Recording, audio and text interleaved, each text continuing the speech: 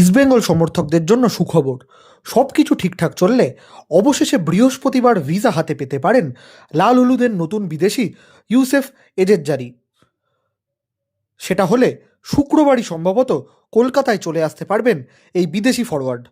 প্রসঙ্গত, এর আগে কাগজের সমস্যার কারণে গত শুক্রবার ভিসা বাতিল হয়েছিল ইউসেফের। সেদিনই তিনি নতুন করে আবার ভিসার আবেদন করেন। শুক্রবারের মধ্যে তিনি চলে এলে রবিবারের অনুশীলন ম্যাচেও সম্ভবত তাকে কিছুটা সময় দেখে নেবেন কোচ অস্কার ব্রুজো।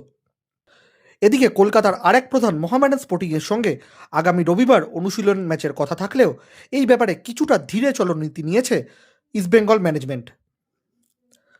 আই লিগের দল গোকুলাম কেরালা রাজি হলে তাদের সাথেই রবিবার ক্লাবের মাঠে অনুশীলন ম্যাচ খেলবে ইস্টবেঙ্গল।